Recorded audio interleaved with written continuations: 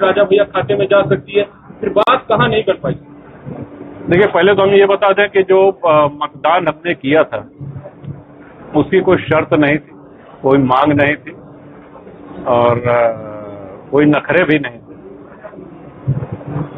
तो कई बार बात बनती है, कई बार नहीं बनती है, उसमें मन छोटा करने की आवश्यकता नहीं। आपने पार्टी बनाई, आपने तुरंत चुनाव लोकसभा का लड़ा भी था और काफी अच्छे अल्टर भी किए थे, लेकिन इस बार ऐसा क्या हो गया कि आपने चुनाव नहीं निकाला? उसका कारण हमने बताया।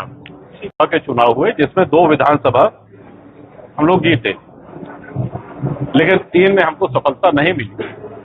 तो इस बार ये था कि यदि गठबंधन होता है तो देखा जाएगा। गठबंधन नहीं हुआ तो हम लोगों ने निर्णय लिया कि पार्टी का कोई प्रत्याशी नहीं उतारा जाए। सर, एक सवाल और आखिरी, बताइए। क्या इस निर्णय से ऐसा माना जाए कि अखिलेश यादव की तरफ आप झुकाव थोड़ा बहुत हो रहा है? आप पूरी सभा में रहे, आप हमारे वक्तव्य को बहुत ध्यान से आप सभी पत्रकार भाइयों ने सुना। क्या आपको हमारे किसी वाक्य से किसी भी तरफ, हम किसी एक व्यक्ति एक पार्टी की बात नहीं कर रहे हैं। देखिए, हम जो बंद कमरे में बोलते हैं वही मंच से बोलते हैं। आप हमसे बंद कमरे में भी पूछेंगे तो हम वही चीज कहेंगे जो हमने मंच से कही। जिनकी जहां इच्छा हो वो वहां मतदान। नहीं, सस्पेंस जैसी कोई बात नहीं थी। जैसा कि आप लोग जानते हैं, जनसत्ता दल का कोई भी प्रत्याशी इस संसदीय चुनाव में कौशाम्बी और प्रतापगढ़ में नहीं लड़ रहा।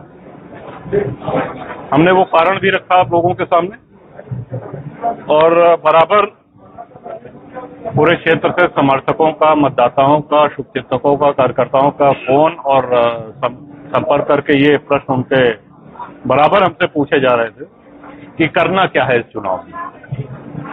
तो सबसे राय लेने के बाद अब ये निर्णय लिया गया कि इस चुनाव में जनसत्ता दल की तरफ से कोई किसी के समर्थन का निर्णय नहीं लिया गया है और सभी सम्मानित जो कार्यकर्ता समर्थक है, जिनका जहां मन हो, जिसको मतदान करना, जिसको आशीर्वाद देना, वो स्वतंत्र है, वहां कर सकते हैं। भाजपा संजीव बलियान की हैसियत और सपा कैंडिडेट दोनों प्रत्याशियों से सर आपने मुलाकात किया कौशाम्बी से? जहां तक संजीव जी की बात है, वो हमारे व्यक्तिगत मित्र हैं, उनसे हमारा राजनीतिक संबंध नहीं है और प्रत्याशी दोनों आए थे और जो बात हम आपसे कह रहे हैं उनसे भी हमने यही कहा कि ये कार्यकर्ता सम्मेलन के बाद ही स्थिति स्पष्ट हो पाएगी कि हम लोग क्या करेंगे।